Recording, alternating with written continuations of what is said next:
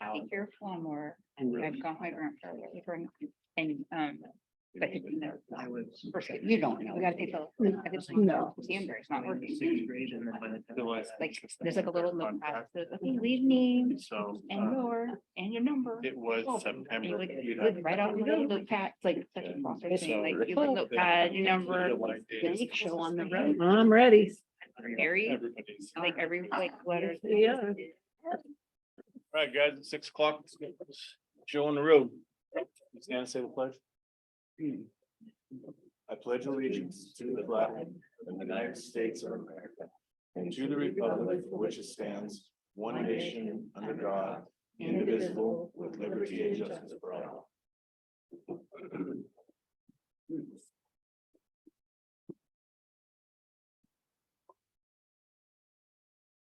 All right, entertain a motion to approve the agenda.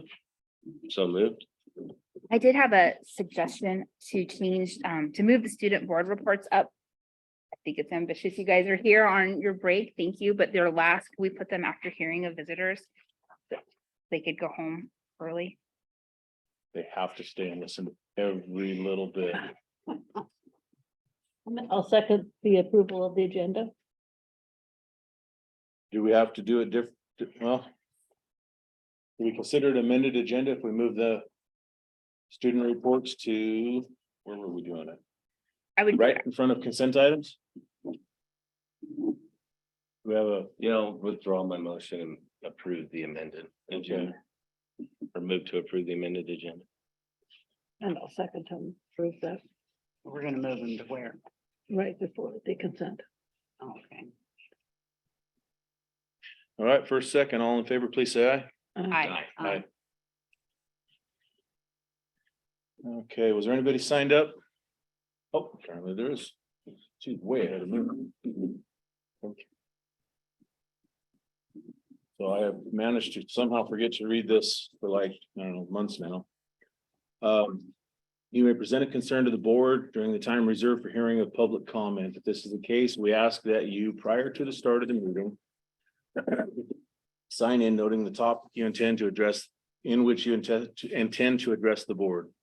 Come to the microphone, state your name, please spell it, just because I'm horrible. Do not reflect adversely on political, economic views, ethnic background, character, motives of any individual. Please keep your comments concise, non-emotional, and brief. The board is interested in hearing your concerns and your compliments too. It is best to call the superintendent office a couple days before the meeting. If this is not possible, you can ask the president to recognize you during hearing. And first up, Desiree.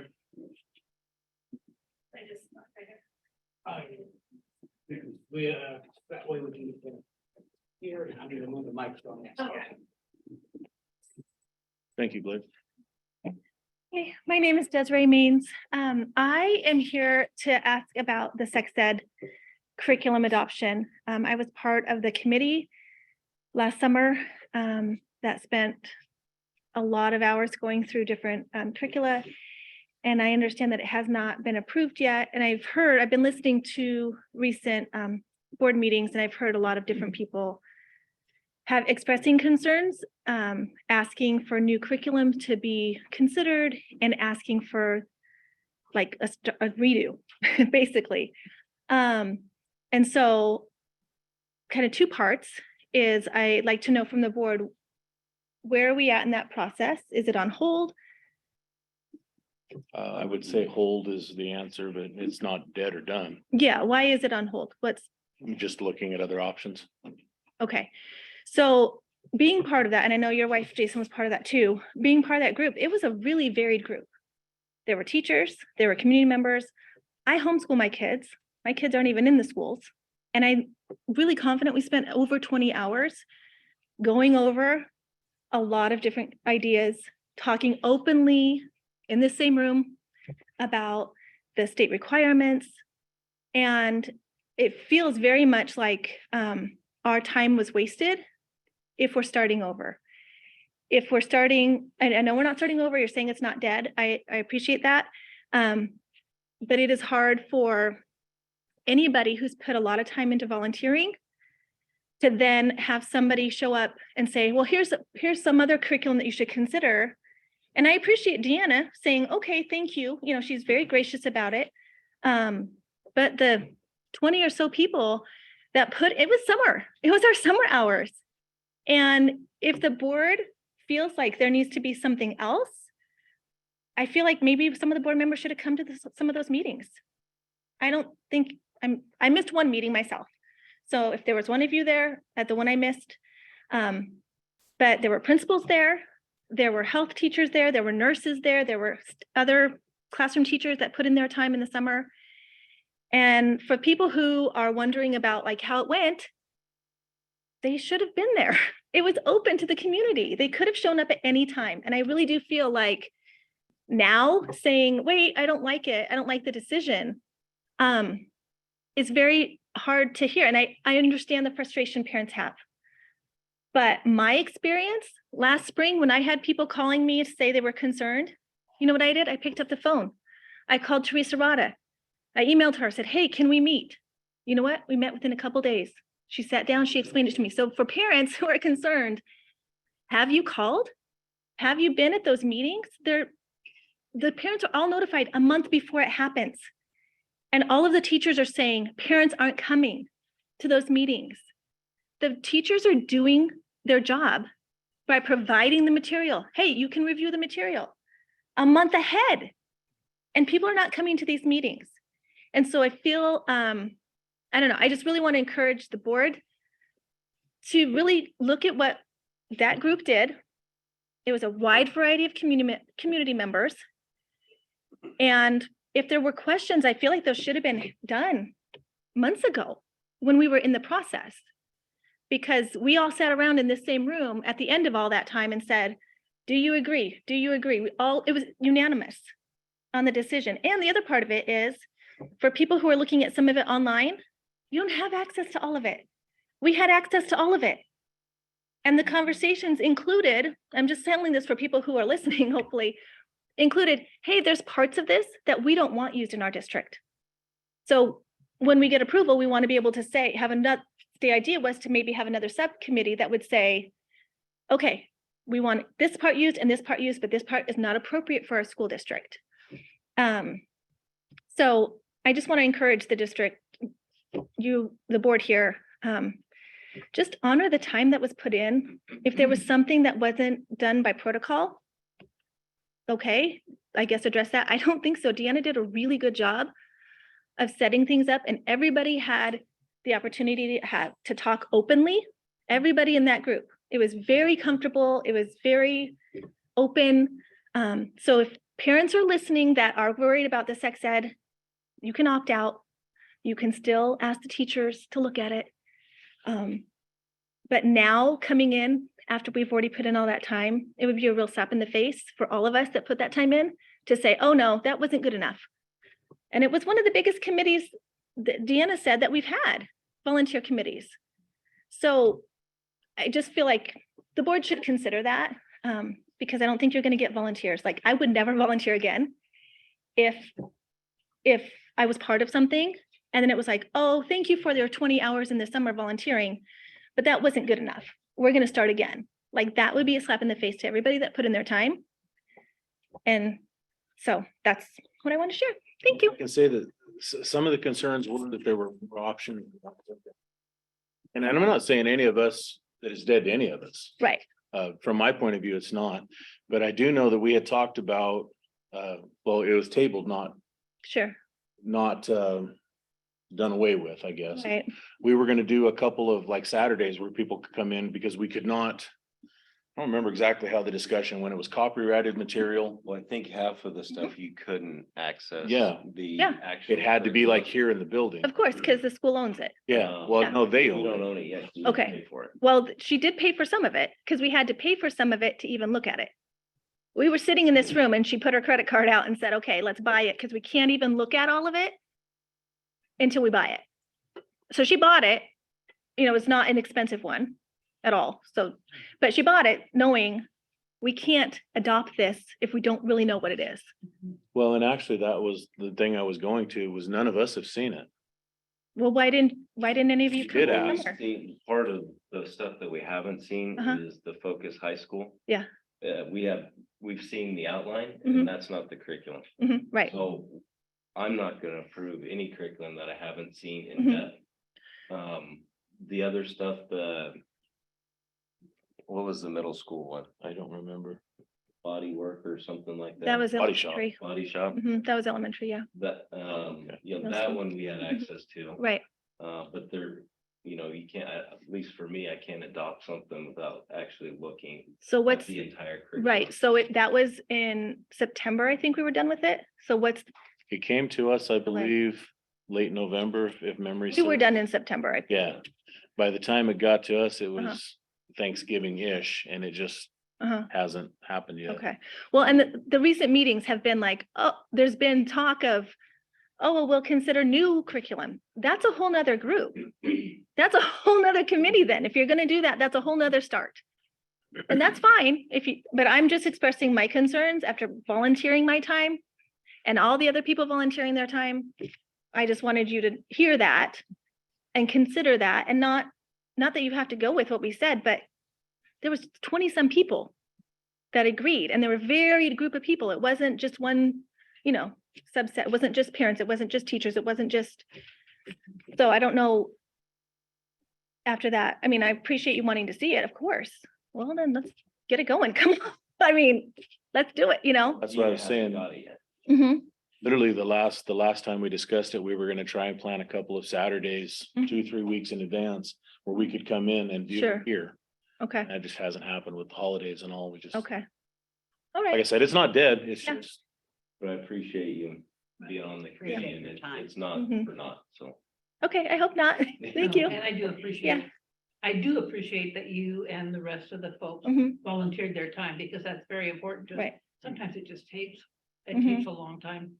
right, Get to Right. place where we can adopt. right. Well, and it's still going, like, Right. whatever we used last year, they're still using that because we haven't adopted something else. Right. So if parents are thinking, oh, we have a stop on this, no, we don't. No, The state demands it. We have to do certain things. right. So anyway, my concern was just the other people all coming out after the fact. And I appreciate I want everybody to be involved, but yeah, thank you. thank you. TJ?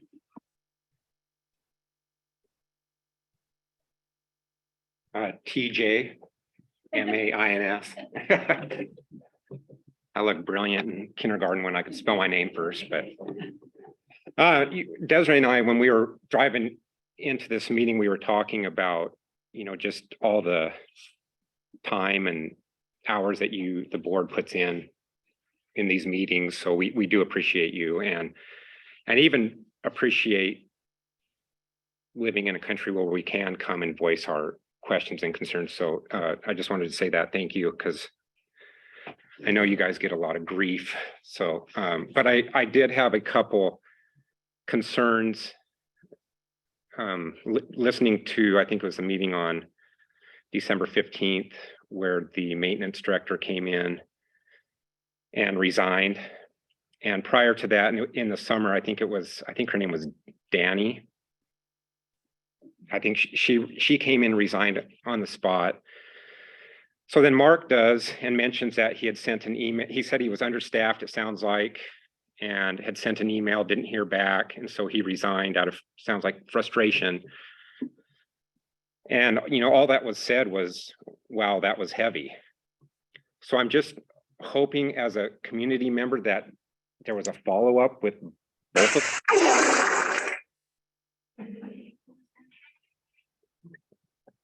I don't know what that was.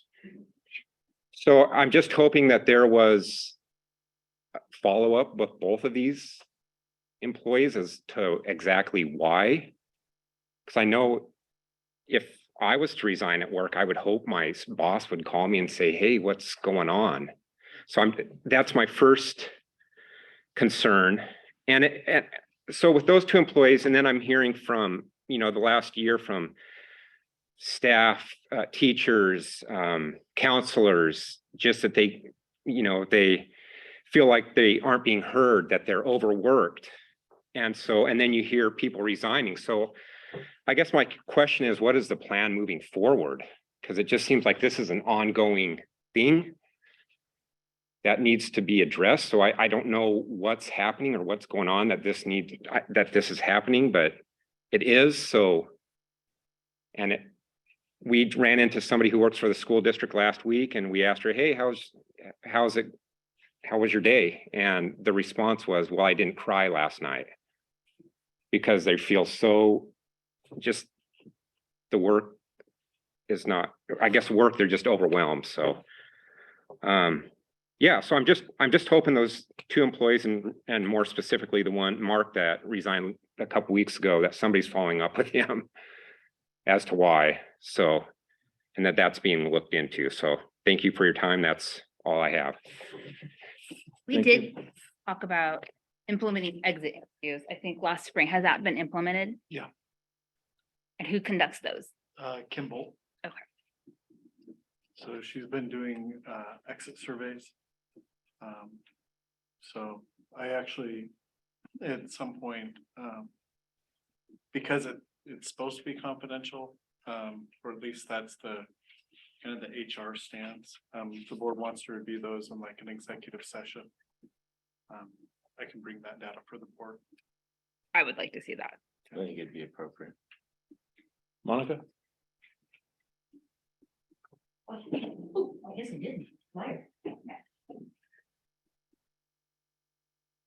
Quick question on those exit sessions, surveys.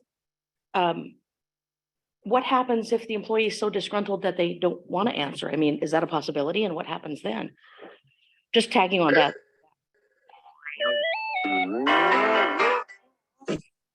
I think they could choose to not answer. For Yeah. whatever reason. But I would actually think if it was disgruntled, they would be much more apt to answer. I don't, well, people are funny. I'm almost wondering in that exit survey, do you kind of give them maybe like, I know it's more work for Kim and I feel bad, but like, okay, you know what? I'm going to call you in like 30 days. Are you good then? You've thrown whatever you need to throw or yelled whatever you need to yell and maybe able to have a better conversation. Just thinking about that, just as you guys were bringing that up. Yeah, I don't know. Yeah, I don't know Answer. if people are, okay. Well, my question is actually just on the agenda today. I had a couple questions. Sorry, it's not lots of papers, it's just notes for me, bringing them out. My question was first was on the vouchers. It's on I believe it's the first, yes, it's on page 1. It's the last 2 items. 623, 624. They're both for law offices. One amount is $19,357.60. And I believe when I looked them up, they do disability and civil. And then the other one did land. So I'm guessing that was a discussion about having a law firm do the land. But the other one, oh, I'm so sorry. Yeah, I was going to show it to you. Like, can you see from here? It's on the first page. I think I believe it's on the bottom, Jason. It's ending in 6623 624. Thank you. and 6624. Got it. Thank you. I believe the one on the bottom, Foster Garvey, is probably when you guys talked about, I think land and about looking into things. That's my guess. But the other one, when you look at the invoice summary with it, it refers to OSPI. OSPI 2022 SE0139. But it's listed under expenditures general fund, and I know how that part works. My question is, I'm guessing this is litigation. Can you give me the Oh, specifically with this question, because I have additional details. 906623, is that the warrant number? Oh, that's the check number. Is that right? Oh, thank you. And correct. And because it lists OSP, I'm wondering if it's litigation or, So this was a settlement for a special education. okay, yep, So it is. So it's That's fine. yeah, it was a settlement. Okay, so then that leads me to my next question. When was that discussed with the board? It's a litigation matter. A litigation matter has to be held in executive session with Sean. When did that happen? And when was the action made public that there was going to be a settlement paid? when was public knowledge done? I didn't mean to say it just like that. I was thinking of the words at the same time. So what board meeting would that have been shared in? Would that have been discussed? That was going to, part of that was gonna be discussed with the board. Here, hopefully here tonight or within the next little bit. As a superintendent. Council, we entered into that resolution meeting. Since it contains FERPA information, sensitive information. It wasn't shared at a public meeting. Oh, I'm not asking about that. I understand. It absolutely should be shared in an executive session. Actually, it'd be under, what is it? 4230.110.1 I is litigation, H is employee. But if, Matt, if you're sharing it after the fact, and I don't know, I'm just saying this, if you're sharing it after the fact with the board and the check is already paid, you've spent the money before the boards gave you approval to spend the money. I mean, I'm trying to understand that process. The board is the deciding factor in my understanding how this works. If I'm wrong, I'm wrong. I'll say I'm sorry. I've apologized already, 3 times today. I've been wrong, but it has to be done before that to give them the authority to issue the warrant, to tell you, are you the one who writes the check? You? Oh, hi. So yes. Help just a little bit. I'm not saying you're wrong. So we prepare the warrant, the check, and we hold them, and then we come to the meeting tonight. If the board approves them, then we mail them out. So although they have been processed, they have not been distributed yet. So if the board were to deny anything, we would hold it. So for example, in November, there was a check for construction. The board did not approve it. We scratched it, we voided it, and we did not send it out. And then we sent the rest of them out. So just the timing issue, but if the board did approve the vouchers tonight, they would approve that expense. That doesn't address. Well, so I understand your process, but there's another element of law that you don't know about. And so, I mean, I understand your reasoning of that, but in that same logic, that discussion of, hey, we've met, the decisions of the settlement and the negotiations of the settlement need to be shared with the board prior to. They might very well come back and say, no, we don't wish to have this settlement. We want this, we want that. They need to be properly informed to issue that check or to have further discussion or to take it on or whatever it is that happens. But no, but I understand no, I thank you for explaining the process and I understand what you're saying. But there's another element within that of simply just, well, we'll write the check and just wait. To my understanding, the key is they're the ones that say, write the check and we'll tell you whether or not to send it. It has to come from them. They are the action and the action has to be shared by all. So that was my question. And I think we keep talking, I'll probably just go in circles, but that was my question on that one. The other one is in regards to the salary increase for the assistant superintendents and the certified, non-certified directors and assistants. Those are my questions. Okay. Yeah, I'm here. Okay. So on the assistant superintendents, I'm going to go back to 2020. So initially the assistant superintendents had a raise because I was trying to look to see, how this was done. And they had a raise in 12/26/20 in that meeting. And in that, I have the board packet. They were given a raise and it included 3 years, 2019 through 2020, 2021, 2021, 22. And they were as follows. They got Danny and Craig, I believe, a 4%, a 4%, and a 2%. The question, what is that? Oh. I know, I'm thinking, wow, that's a hell of a timer, Andy. So here are my questions, and I'm referring to like I said, the board packet in the December 16th, 2020 meeting is what I'm referring to. So, prior to the request of this raise, were there negotiations and were they discussed with the board? was Matt given, and I don't know how this part works, I really don't. And was Matt given approval to have negotiations to have this done? Like in many cases, it just simply states that over the past year, I've negotiated with the assistant superintendents on updating their per diem and salary. Well, and here's I really don't know this part. Does the board have to approve for that to be started? And when did that happen? I looked in the board minutes and the board meetings for the year of 2020, because this was decided in December 16th, and I see no discussion that there was going to be this raise. And I want to clarify really quick. This is not me saying they deserve it or they don't deserve it. I am asking about procedure.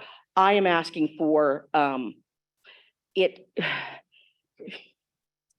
kind of rhythm, kind of, I can't think of the word, that there be a system to everything. That's all I'm asking. Because I'm comparing it to other things and it's brought up and it's discussed, and you know, we tell you we're going to go into bargaining, but this is just, well, we talked to them and this is what I'm going to give them. So when did you guys know? I mean, is the board supposed to know? I would think they would. In his board packet, it says that he used market areas of analysis to come up to that percentage amount. Well, what areas of market were used for this analysis? And did you present that information to the board for them to agree with you to move forward in this raise? A bargaining agreement is mentioned. Where is the bargaining agreement? I didn't find it on the website. Other bargaining agreements are on the website. Were there any other items changed in the bargaining agreement? Then, and I'm just throwing this out here because I don't know. The fact that there are raises given 1, 2, 3 years in advance, a 4%, a 4%, a 2%, and now a 5.5. My question is this: is that fiscally sound? Is it fiscally sound? And maybe that's the norm. I don't know. Is it fiscally sound to agree to percentage of raises when we don't know what's going to happen, when we don't know what's coming, when we rely on funds from the state based on students? There's so many variables. Does that actually make sense? I don't know. I'm just throwing that out there. And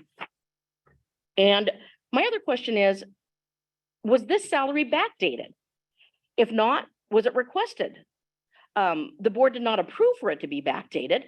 It simply states calendar years here. As I said, 2019, 2020, 2020, 21, 21, 22.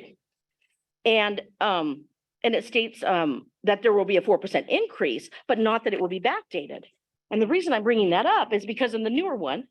Blake, can you shut off the chat completely for a while? Oh, am I getting yelled at?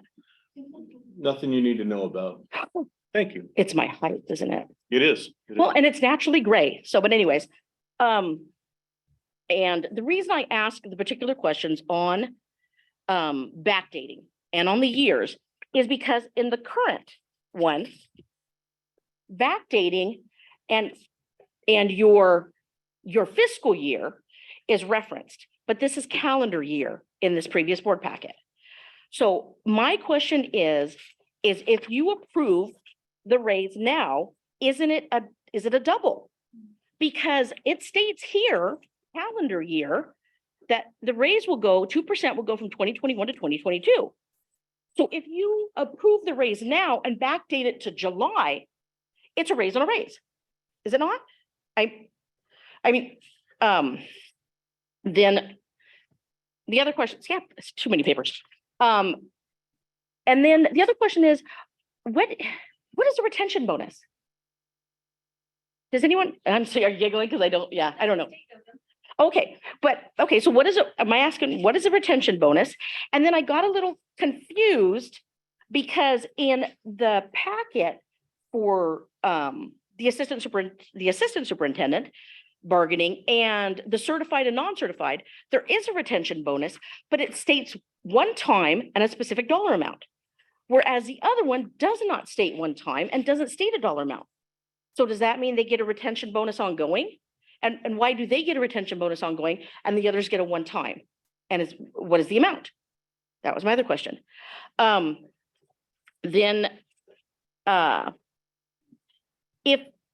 if Cindy Dean and Rick Follett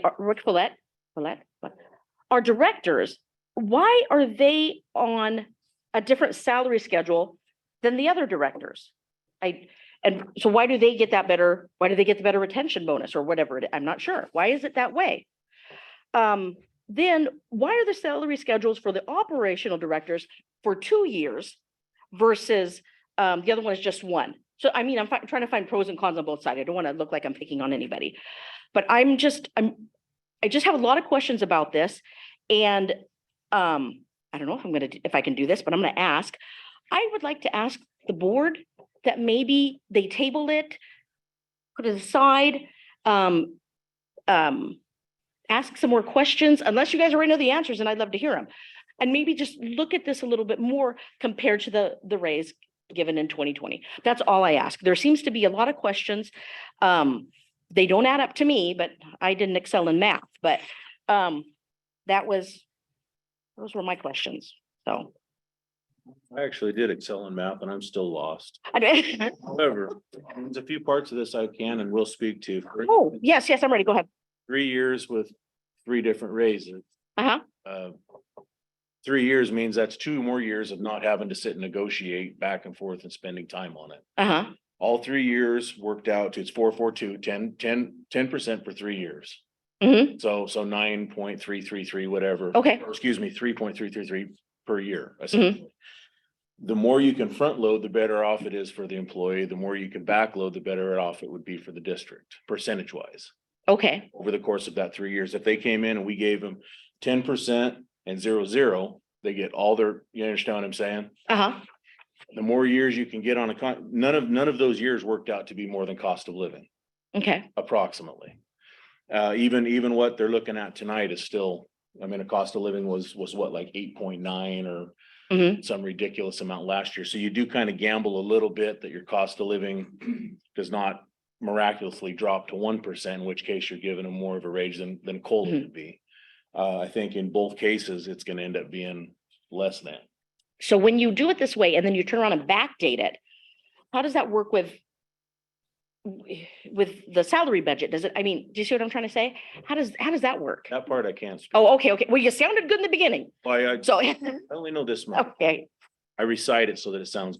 you did good. You did good. But yeah, those were my questions. If anybody can give me feedback, I appreciate feedback. But yep, I just had a question.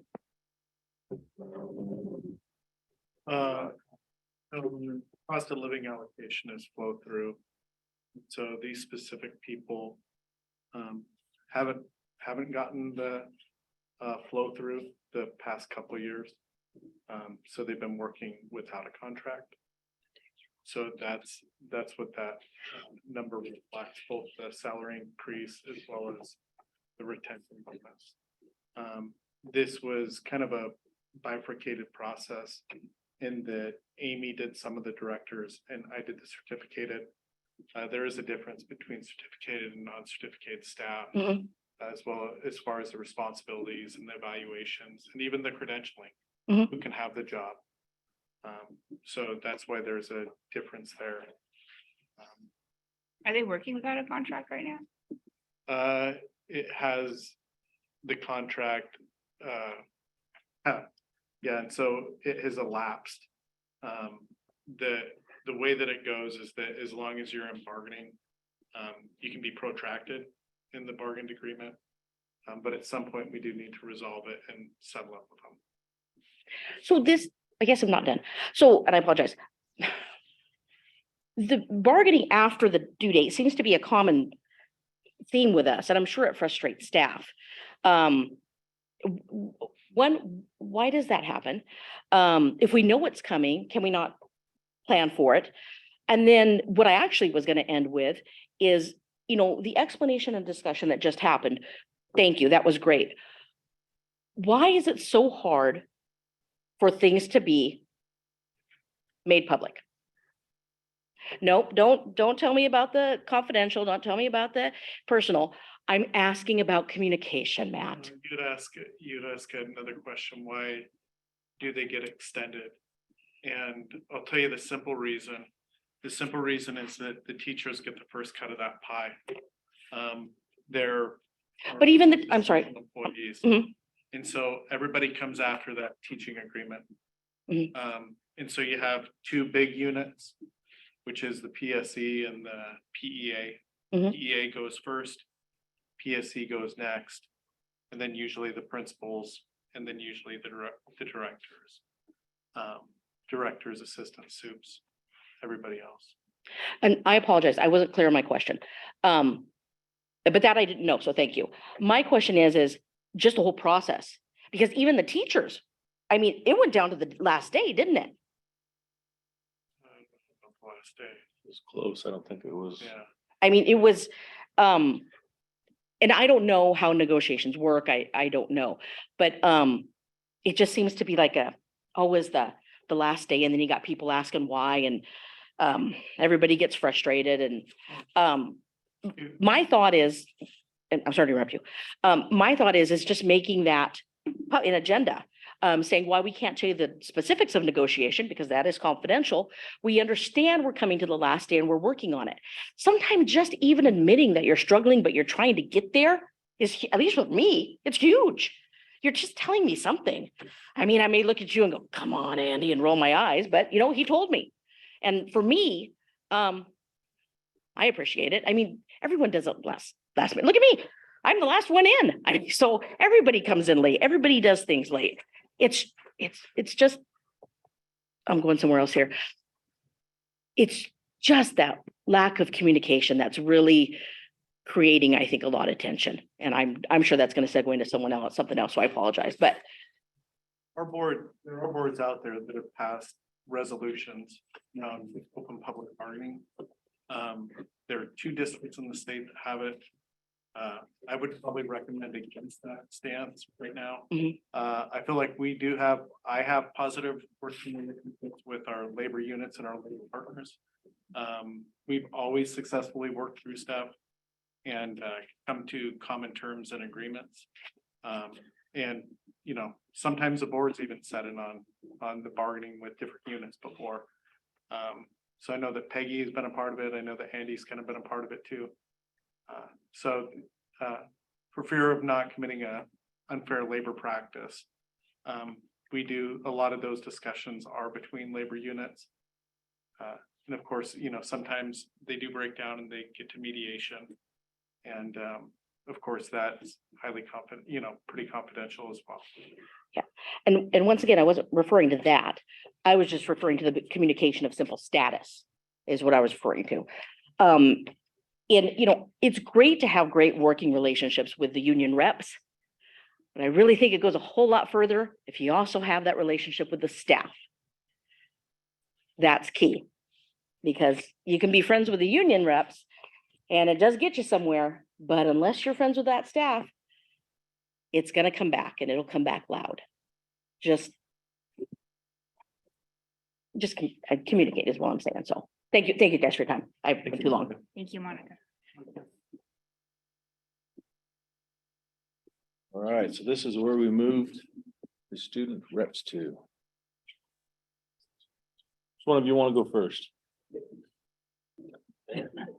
Like this? Don't jump forward. But what I, my first.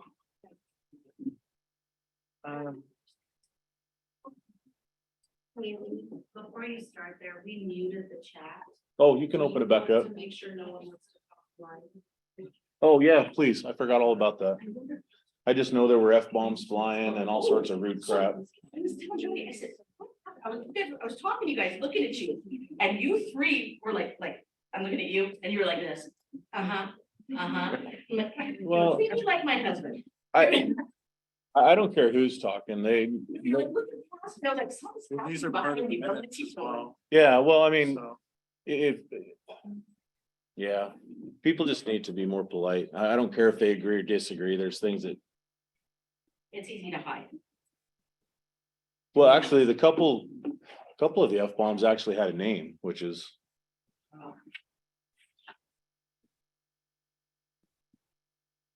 So was there anybody? No, all right, so we're good. I can't judge. All right, so we're on to consent items then. Oh, no, we're not. They haven't talked yet. So we did have a few things, we were actually, talking through a Word document right now to get our ideas in line. So we did, Ms. Skeen took over the bulletin at the high school, for Ms. McMurtry. And I remember last week we were discussing, Christina said that we should, have kind of like what we discussed here, what we brought up, put into the bulletin. So we were gonna start going to Ms. Skeen, once a week and kind of filling her in on what happened here so that way she could fill in students, because every Mustang period gets the bulletin. And then I had one student come up to me with an issue about the dress code. I know that's kind of been something that's been going on. I didn't get a ton of specifics. I was just like, I need ideas. So I had that. Probably speak to that more next meeting, once I get a little more information on that in a bigger group size. And then we were talking, I remember when I did my interview, I discussed an idea for better representation from the students to the board and vice versa.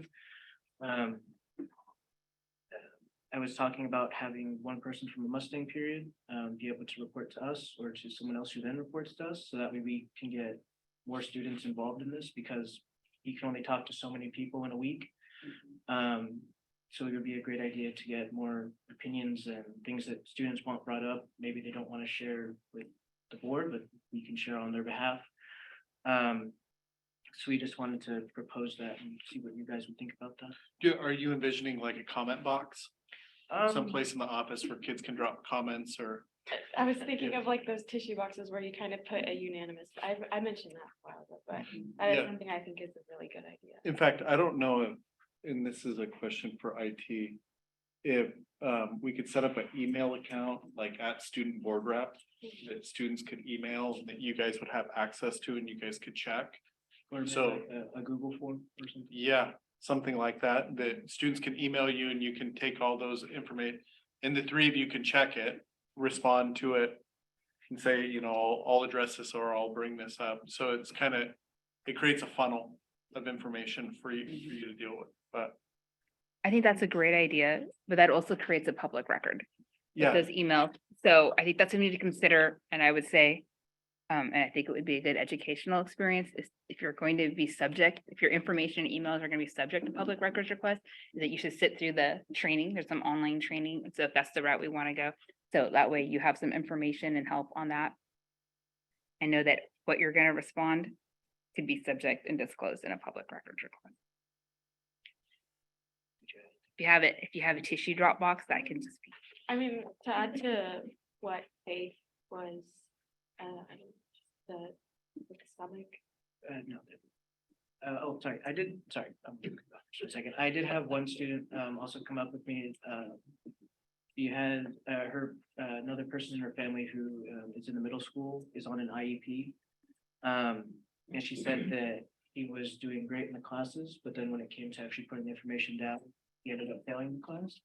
And on behalf of her family and everything and her own thoughts, she wanted to ask, is there a way that students who have these IEPs that might not be able to process everything and put it down like people who don't have IEPs do, if there would be a different grading system or grading scale that they could use, so that way that how they learn and how they interpret things is better represented in their grade.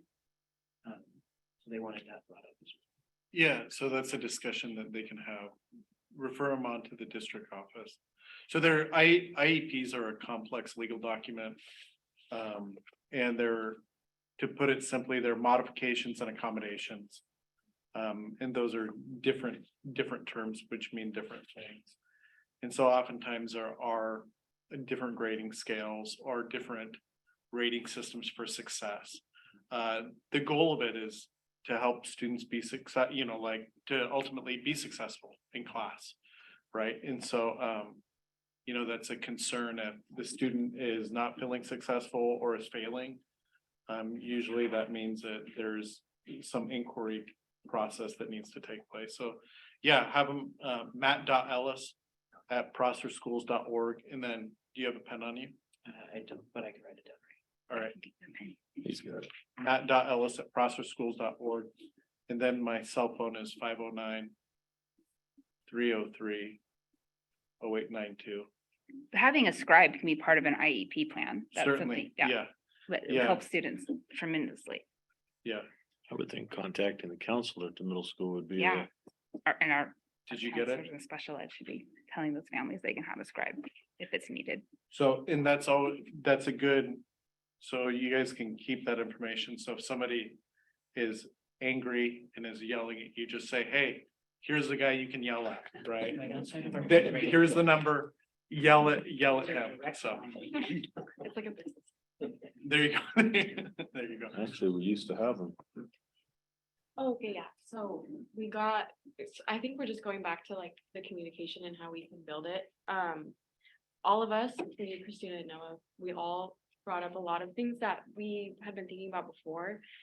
And Christina, her thing was a bulletin. I love that idea, like a student report from us and you guys and what we think is best to put in it, maybe way, what not to say, what to say, stuff like that.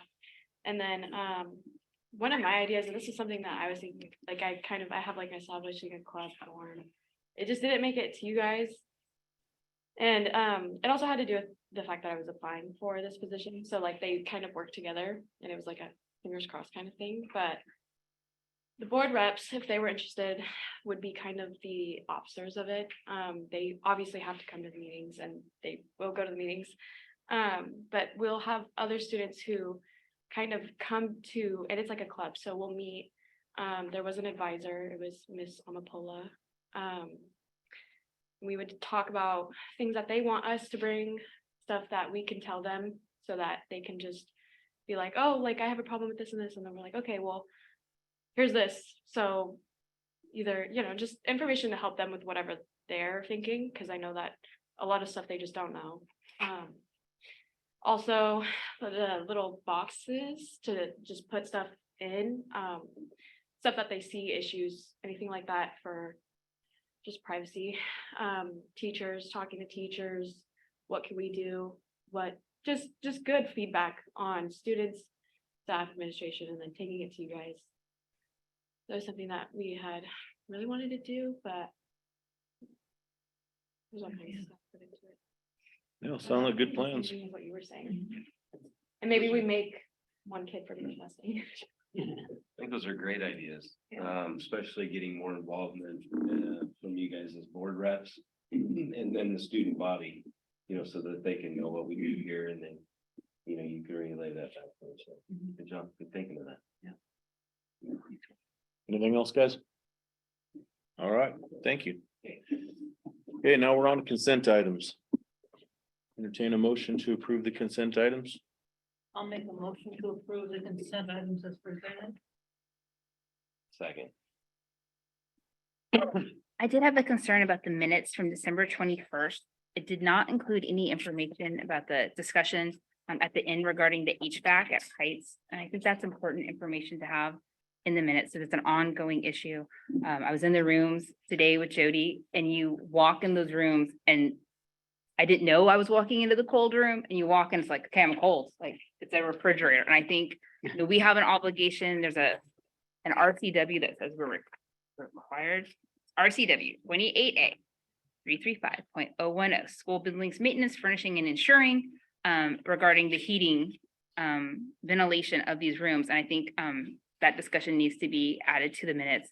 So I would ask that we table these minutes, go back and add that information. Was it after? It wasn't after the meeting. It was like, I remember somebody brought something up and we talked for like 10 or 15 more Yeah. minutes about, I don't even remember what now. but we had not adjourned. Okay, well then it should be in here. You're correct. Yeah. I was thinking it was after technically the end of the meeting. All right, fair enough. And I can, Selena, I can help go back to Selena and look at that and help you put it together so you don't have to sit through the whole video. Okay, so I would ask to table those minutes, please.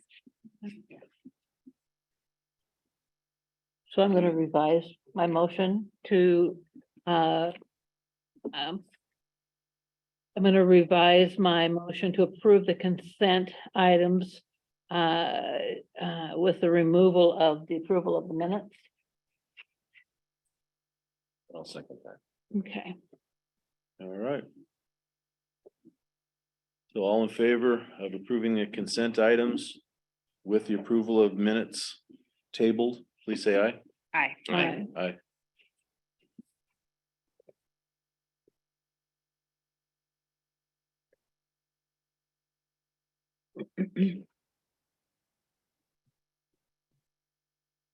All right, that takes us to action items. First on the action items is vouchers. Entertain a motion to approve the vouchers. I'll make a motion, we approve the vouchers as presented. I would suggest, I would move that we remove voucher 906623 to the Feeney Law Office for a settlement, since we have not approved any settlement.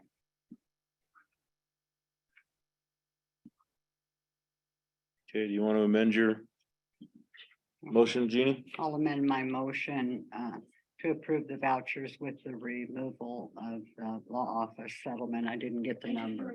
Question on that. Am I allowed to ask or do I have to wait till next time?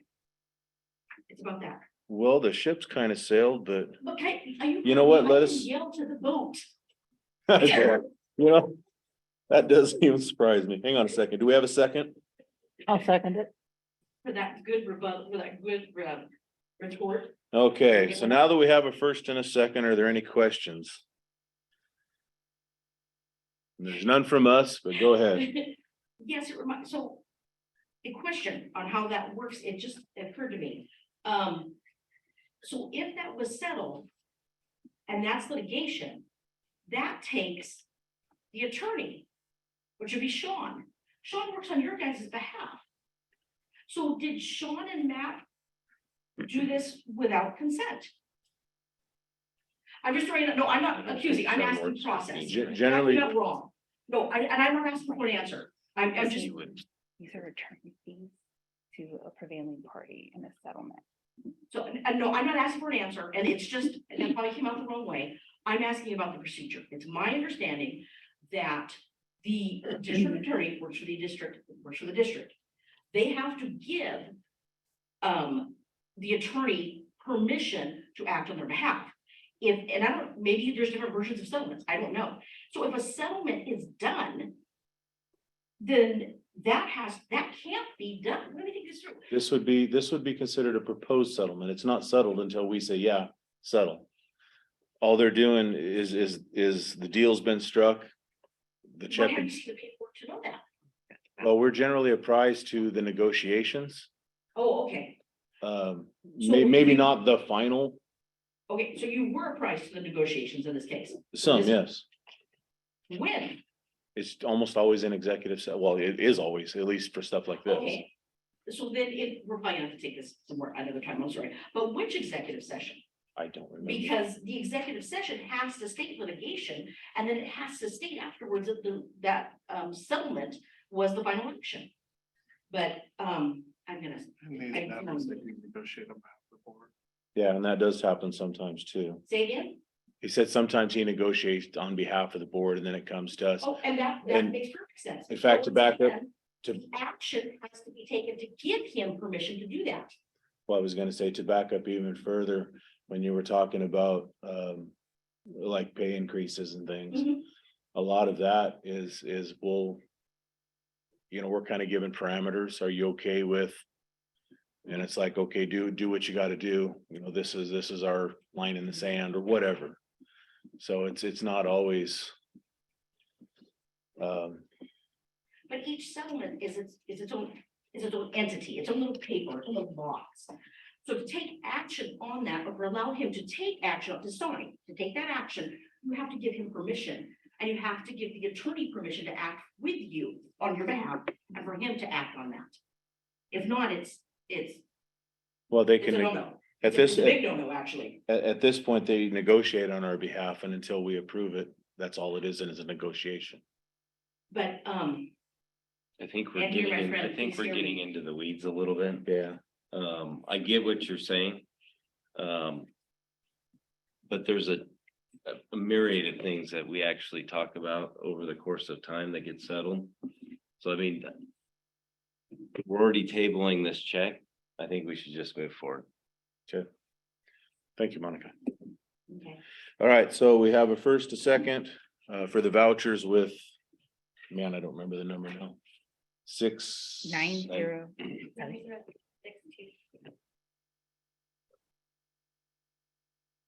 Okay.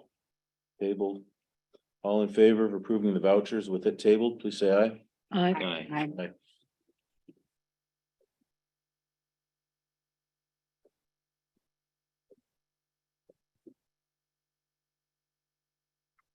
All right. That then leads us to the certificated, non-certificated director and assistant superintendent contract. And I would move that we table certificated, certificated director and assistant superintendent contracts. Second. Second the table. I think so. Okay. And a couple additional, well, I'll let you call it first, then I've got some questions. Well, I've got some questions if you're, Oh, you motioned to table it, so. I think there's some additional information that I would like to see. I guess I thought it was in September. This goes to July. I'd like to see what that does to our year-end financial statement, because we just got that today or in this packet. So I would like to see what that does to our ending financials for fiscal year 21-22, right? What would happen with any kind of retroactive language when it comes to payroll is it doesn't actually hit our books until it's paid out. Now, there's the assumption like an accrual process, we couldn't go back and accrue it saying, well, we earn it now, but pay it later, and that would be something the board advised to reopen the financials and include that. That is tough because it wasn't actually, the agreement wouldn't be entered into until past the fiscal year and close. It's not really something I would advise, to be honest, which is why I don't like retroactive, crossing fiscal years, it's messy. But I could definitely provide the financial impact of what it would be, the numbers of what it would be. But from a reporting perspective, I would need guidance. I would have to reach out to see. So because you have to submit the year end. I did, it's done, it's closed. So if we have to pay, so maybe I'm not getting this right. So if we have to pay 1 month, right? Because our fiscal year starts September 1st, so 2 months of salary. How does that not affect our books from last year? This might be a way bigger conversation. It's a great question. It's a great question. And we would pay it in the current fiscal year. So Correct. we would hit our current fiscal year. It Okay, would be an additional expense in 22, 23. But partial earned in 2022. okay. So do we want to stick with the tabling or? I can go in and sit down and talk more? I would. Okay, That's my personal. no, that's fine. So I'm asking. bring it back. Let's just bring it back. Yeah. Okay. All right, so all in favor of tabling it, please say aye. Aye. I, All right, that takes us to reports. Amy, you're up. So I did attach the full FY96 fiscal year report. I think I'm jumping ahead to the enrollment report. I think was on there first. Back up a second. So enrollment, our numbers did drop fairly significantly, which looks like they normally do in December. We do normally see that drop. We did anticipate, we didn't not anticipate it. So anyways, all of those numbers are there for your review. For the fiscal year end report, like I said, I did attach the entire document. I did not provide the traditional reporting that Craig has provided in the past. I do plan to present something more Substantial. I guess substantial, something, an interpretation of it. I just haven't been able to prepare anything, and I didn't want to delay providing those numbers to you. So you have them. If you have any specific questions on interpretations, I'd be happy to walk you through that. Any questions on the programs or expenses, revenues, any of that. We stayed within our approved budget. So at the end of the day, it was good. And then we for this year. And I also put the August, September, and October reports in there. The September and October are drafts because I am still working through a couple journal entries and I don't know if they'll impact bottom line or not yet. I just need some more time, but I wanted to at least get you the numbers when we're talking millions of dollars and we're only finding small variances that it's not gonna dramatically change anything. I will get you the November and December reports in January. Any questions? Oh, yeah.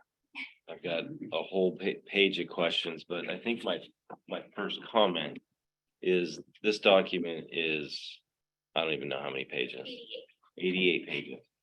Of just number after number after number. I think it might be prudent for us to have maybe like a review of the whole, whatever I forgot the name, I'm kind of, yes.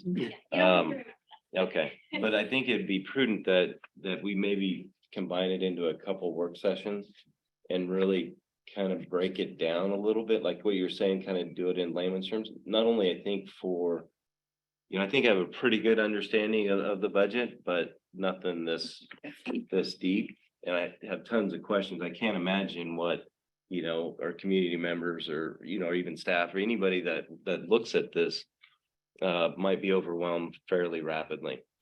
So I would think if we could do this, where we break it out into a couple work sessions, spend, I don't know, 45 minutes or maybe even an hour. I don't know what the time would take, but we can kind of look at all the different line items and kind of the different funds, fund balances, et cetera, et cetera. I'd be more than happy to do that. In a perfect world, the next year, I'm gonna do a PowerPoint presentation that will just kind of highlight. So they'll have some graphs and kind of the spending trends, things like that, where it's easier for someone who's not in the numbers can still understand the concept, still have the report as backup. So if someone has questions, of course, it's got the detail, but I'd be more than happy. I just didn't have enough time this year. And because I wasn't here for the whole year, I don't know the information off the top of my head. Absolutely. I think that's important. And I am very supportive of transparency. I think the community needs to know it. So I'd be happy to do that. This report is a really valuable tool. I mean, Oh, for sure. once you understand it, it's like, you really understand where your budget Oh, went. yeah. And so I would really strongly encourage maybe even this year, kind of break it down and do a little mini workshop for us, just so that we have that clear understanding. I mean, I understand it, but I can see where it would be beneficial for those that haven't been on the board very long.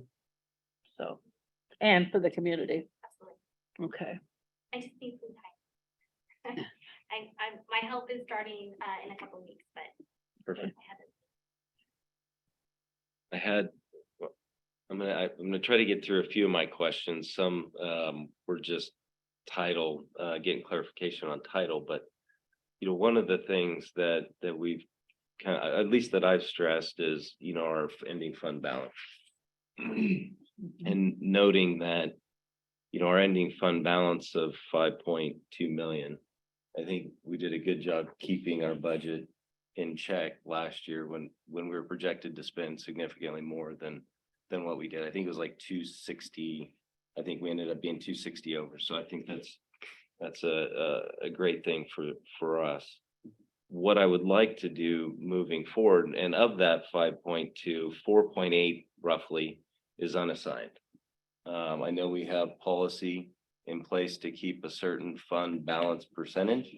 But what I do think is, as we get working into next year's budget, that we look at that fund balance and then we push some of those dollars into a capital projects fund.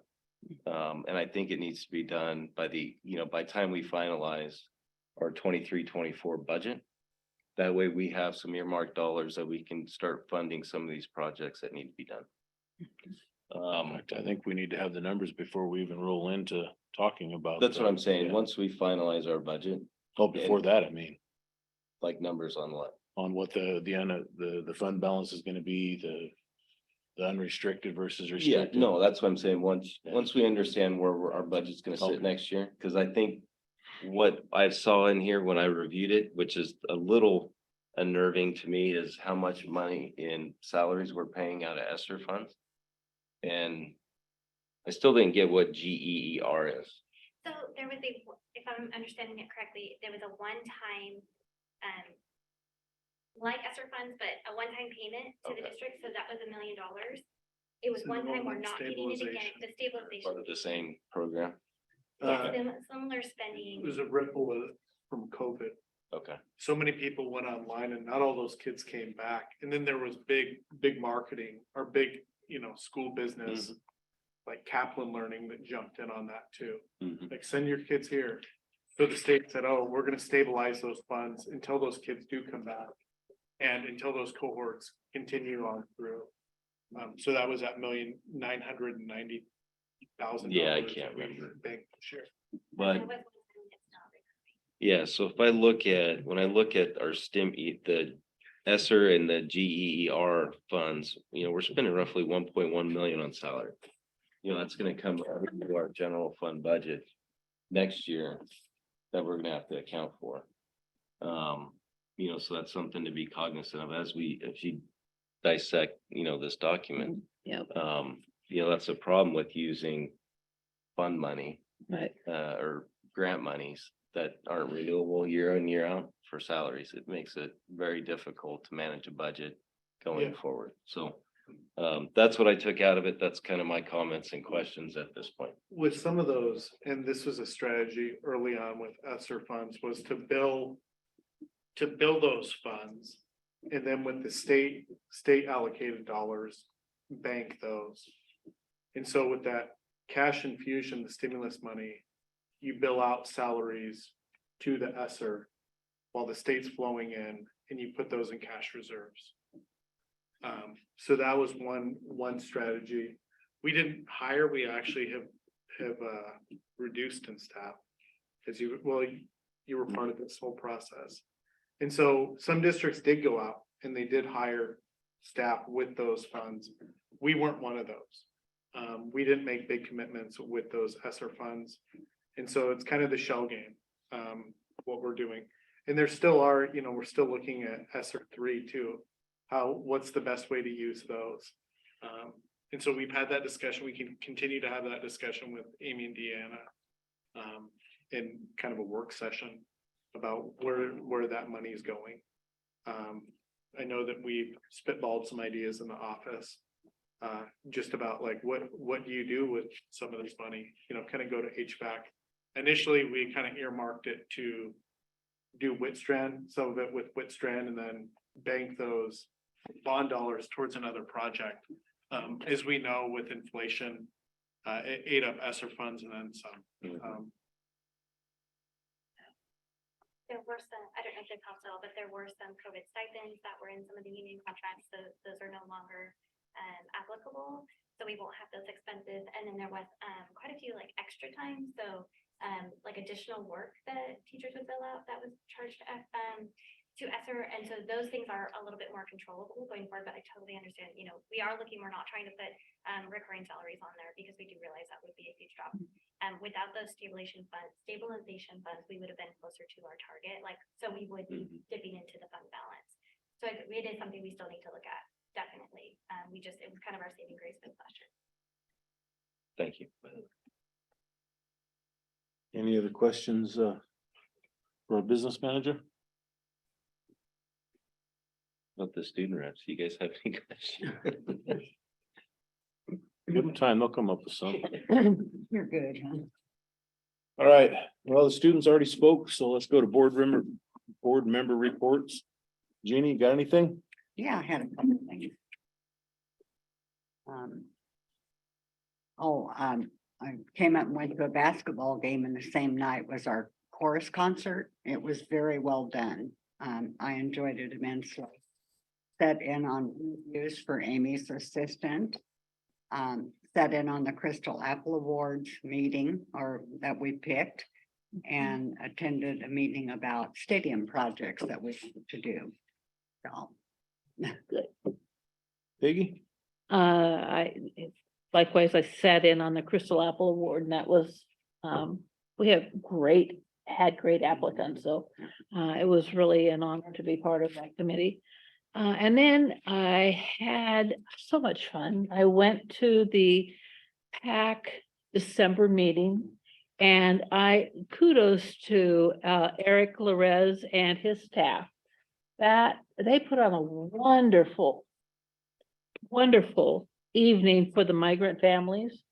And they had music, the kids that were playing, their guitar teacher had a couple of his students, and they were just provided great rock music all night, all through the dinner, and boy, they were having a great time and served a wonderful dinner. And I had an opportunity to see some of my families from Patterson, where their kids are now attending the high school, and they were little tiny guys when I had them, and now they're, they're great big guys, but the families, we still remembered each other, and it was hi, and it was just a fun evening. It was a fun evening, and Eric does a wonderful job for that group of parents, and I know that it was very appreciated. So, yeah, it was a great evening. Sounds wonderful. Jason? I had stuff, but I put it in a different notebook, so I'll wait till next time. Thank you. Lisa?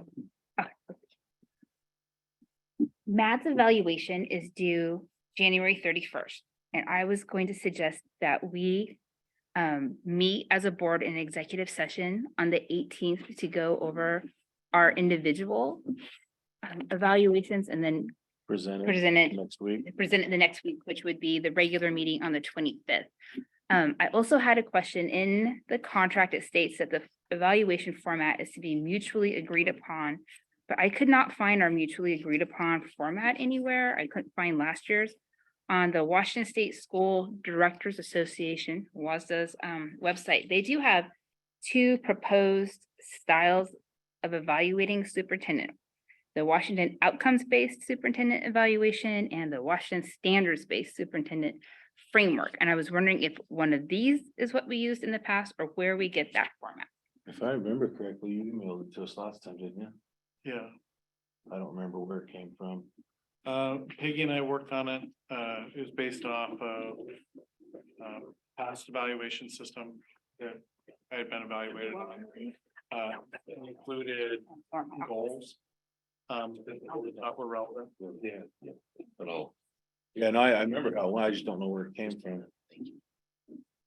I can, Andy, and I can send it to one of you, and then you can broadcast it to everybody else, what we've used. Either way, yeah, Okay. we can throw these copies in too, and if everybody agrees on one, we'll roll with it. What time was that executive session on the 18th? Six, January 18th. on the 18th, was that 6 I o'clock? think that was a work meeting, wasn't it? Yeah, that's a So work that would be session. a 7. We could do. There's no reason we can't move it up unless, To 6 o'clock. well, that would, if we're having a safety meeting that night, that would interfere with that, but that just depends on if there's anything relevant we gotta hit that night or. Okay, well, you'll let us know. Yeah, we'll get the times. I went to look at my calendar and I don't know what I do with my phone, so. I wonder it's so quiet. All right, Jason. Oh, I already asked you, huh? And you had this. You have anything else, Lisa? No, that's it. Okay. And I didn't really have anything. Matt, you're up. Just a couple things. Strategic planning. We'll be setting a date with Deanna, probably sometime in January. Boys and Girls Club, that discussion about the contract. They have some stuff that they're working on, and so that'll be presented. We'll have that on the 11th.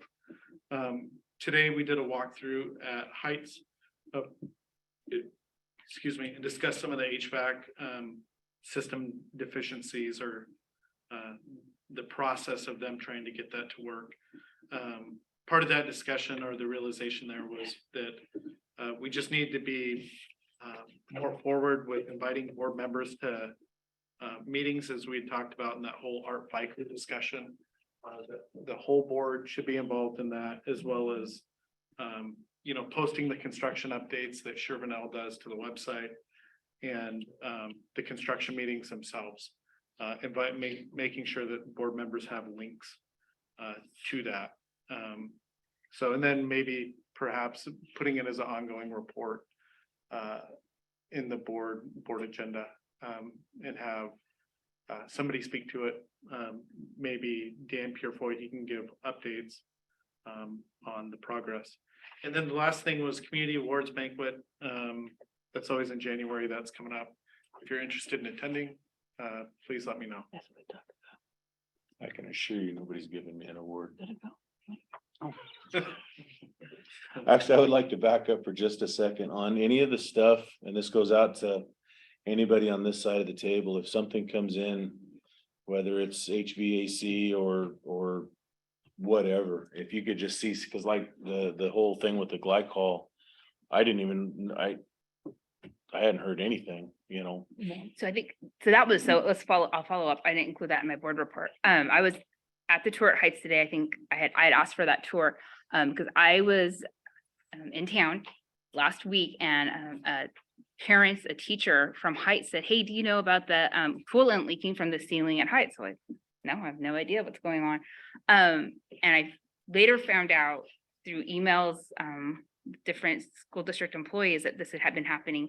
It began in October, measures were taken, but that no information was given to the board or put out in the community, I think was a misstep. Because if we're not controlling the message, then the message is coolant is leaking on my kid, you know, worst case scenario.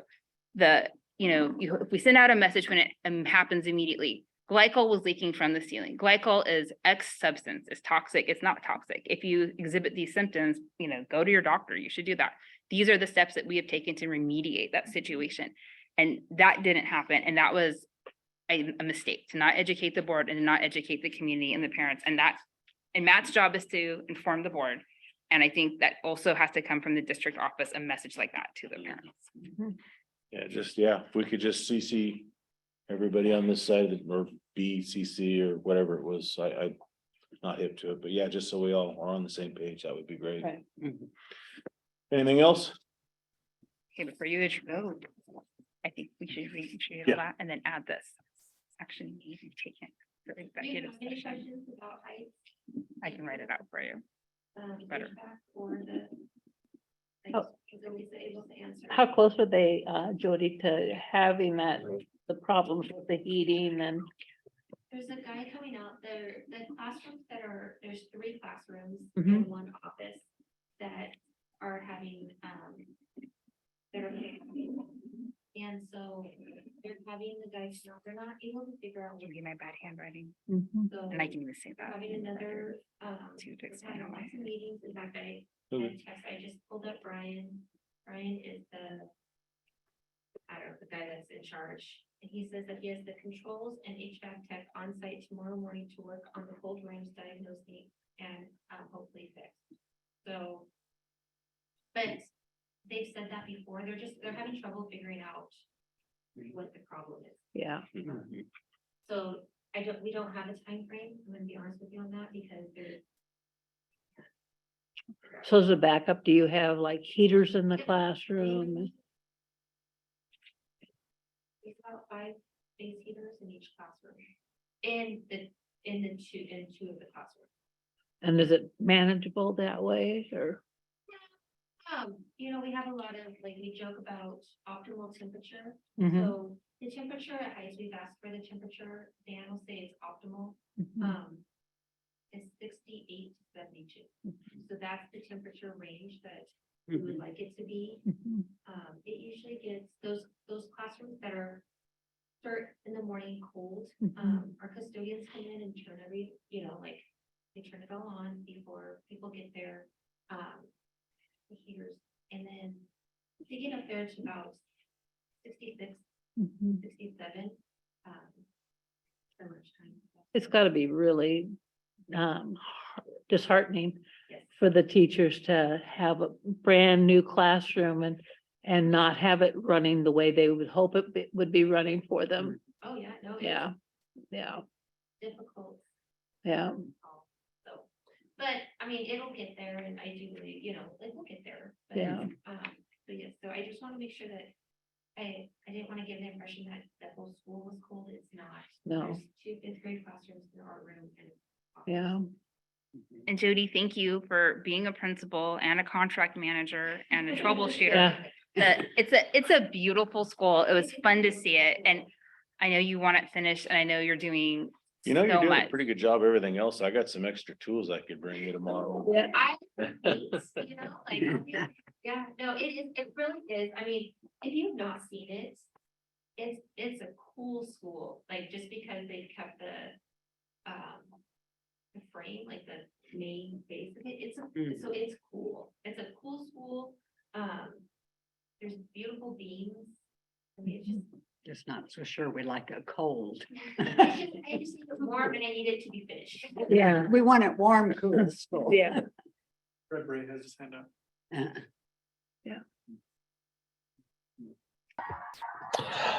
Uh, Thank you, and I appreciate that Heights is being taken care of, but I would comment to the board that it's not just Heights that is having the problem. Their problem is a little more severe with leaking coolant, but other buildings in the district, other new buildings in the district are having various degrees of problems with heating as well.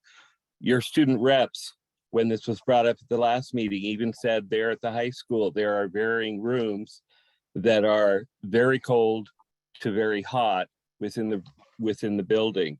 That is also happening at Riverview, and they're having to buy heaters there in some rooms.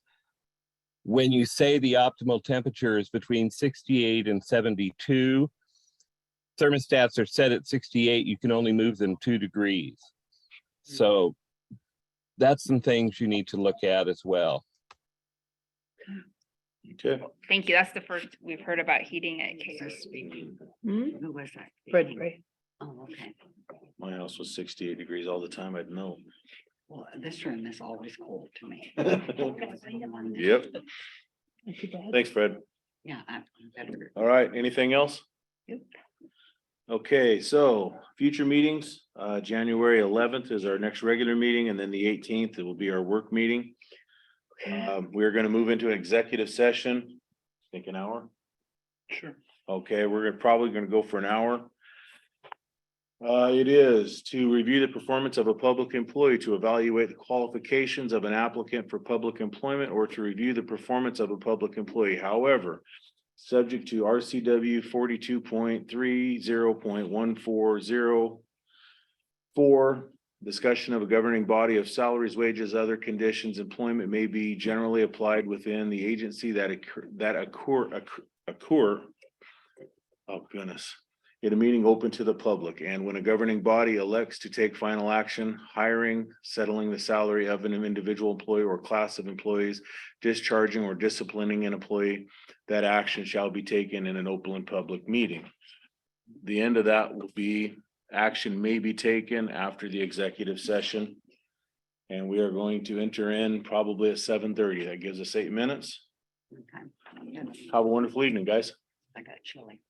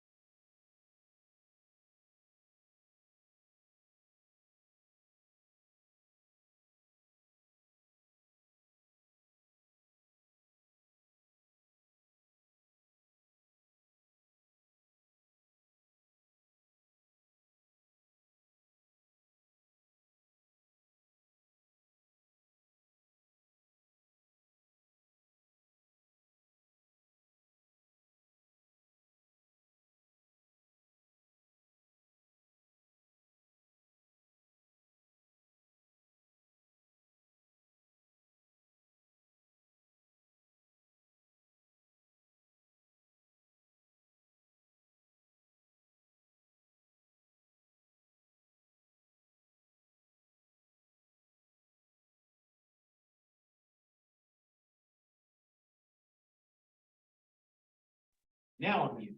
Okay, we are out of executive session at 8:30. Anything from anybody? No action was taken. No action was taken, meeting adjourned. Okay.